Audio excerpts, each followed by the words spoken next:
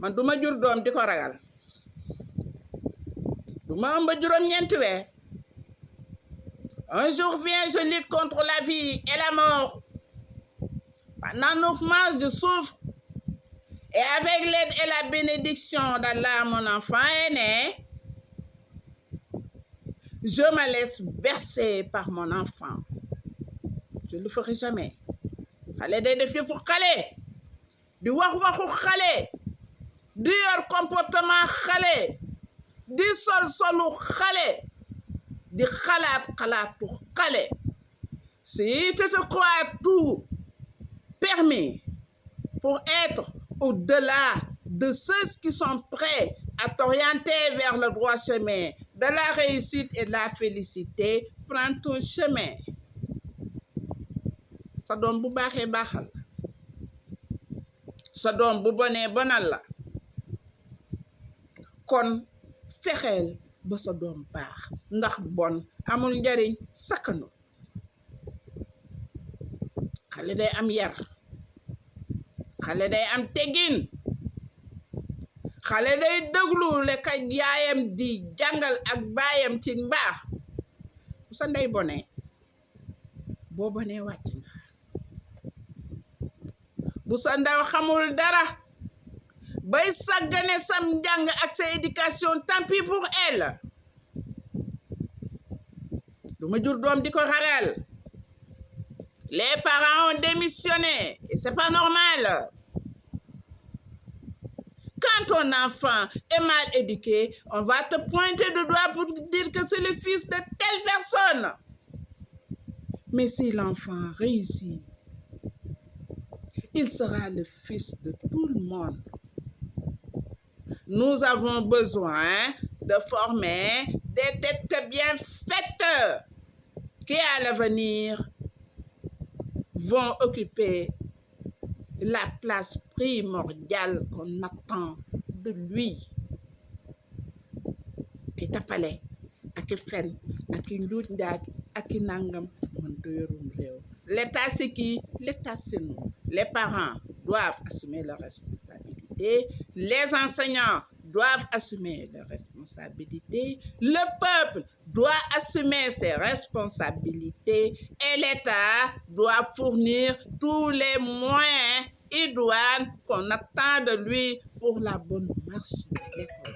Civisme, na dellu sa waat ci école yi. Ces enfants sont en perdition. Éducation morale, nañ ko dellu sa waat ci école yi. Xale yi dañoo gëlëm fi mu nekk nii xamuñu lu ñuy def. Xamuñu sax fu ñuy teg seen tànk. Éducation religieuse. Tous les prophètes, depuis Adam jusqu'au prophète Mohammed, salut et paix sur lui, ont un seul langage. Donc l'éducation religieuse doit être intégrée dans les établissements scolaires dès le bas âge. Un artiste a besoin d'un tuteur. Xale boo ko bàyyee ci lu ko neex loolu la ñuy wax sàq yaay bu màggee dina la jooyal waaye xale boo tegee ci wetam di ko jàngal baax di ko jàngal nu ñuy baaxe di ko encadrer bu màggee teral la. Suñu doom yi suñu nawle lañu ku fit am teraanga tey sa dooma la teral. Investissement ak alal doo mën a uti te teral te yaruloo sa doom yar bu baax yàq nga ko.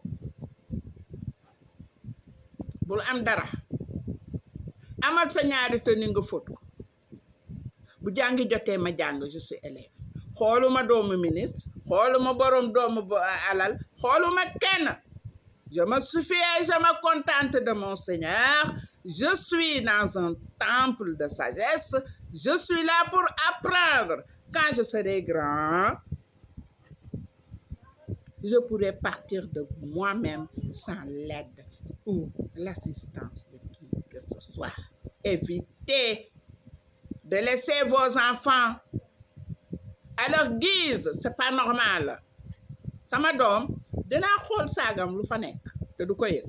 Sama doom dinaa xool ay yéreem lu fa nekk te du ko yëg. sama doom, je dois fouiller par-ci, par-là, parce qu'il est de mon devoir et de ma responsabilité devant Dieu de rendre compte à Allah le Tout-Puissant qui va me demander au grand jour de la lueur et de la lumière, quelle éducation as-tu donné à ton enfant pour qu'il soit si pervers? Et tu vas répondre, xale dañ ko yar ku jur doom danga ko yar nañu réintégrer éducation religieuse ña ca làbbayee ñu nga ca ñoom nañuy jàngal xale yi yar ñi ci arabisant yi nañ leen dugal ci école yi ñu jàngal xale yi éducation religieuse. Un bâtiment a besoin d'un fondement solide. Si la fondation n'est pas solide, tout va s'écrouler et le monde est en perdition. Je vais revenir sur les 99 noms de Dieu, version arabe. Je vous avais déjà expliqué que la chorale de Marie, on m'a inspiré à partir des 99 noms de Dieu, version arabe, la partie française, parce que toutes les langues proviennent d'Allah le Tout-Puissant. On ne choisit ni sa race, ni son ethnie, je vous l'avais dit, ni la couleur de sa peau, ni ta langue. C'est le Tout-Puissant qui choisit qui il veut pour en faire de lui ce qu'il désire. Et à travers ma langue wolof et française, je transmets un message divin. Vous les élèves, je ne chante pas pour le plaisir de chanter. Je suis en train de chanter et de glorifier Allah le Tout-Puissant. Ma chorale, la chorale signifie wayando. Catholique moomu ko, jullit moomu ko. Fii lu fi wàcc yàlla moo ko wàcc ndax benn yàlla moo am, y a qu'un seul Dieu, y a pas mille dieux. Chorale, ça veut dire chanter ensemble. De nos jours, les enfants n'ont aucun bagage linguistique pour s'exprimer comme il se doit, même au niveau des universités. Ils sont nuls, ces élèves.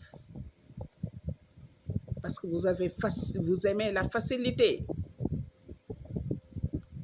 Même les prophètes, dañ leen jàngaloo boo jàngul doo tari.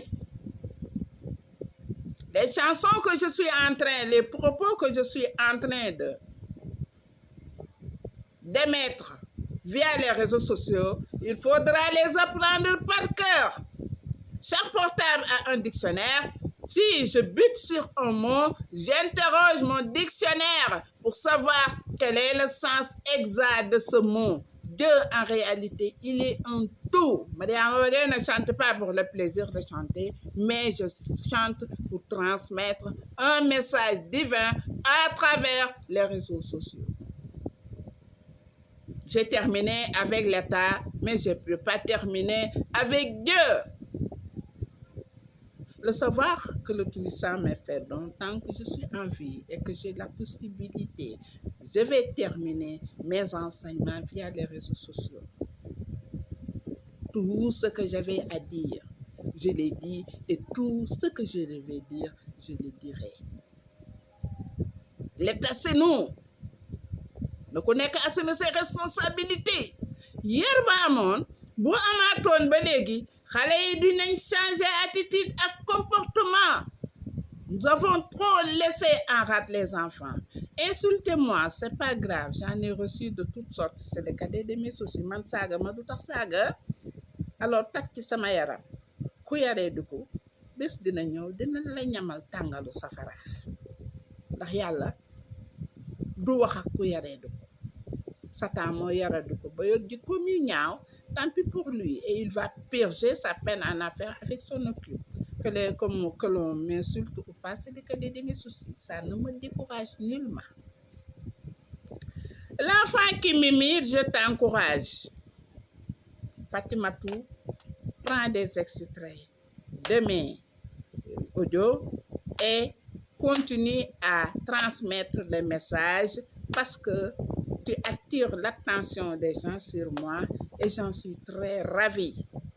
Tout tous les moyens sont bons. C'est ça qu'on appelle la pédagogie de l'enseignement. À travers ta pédagogie, tu transmets mon message. Merci.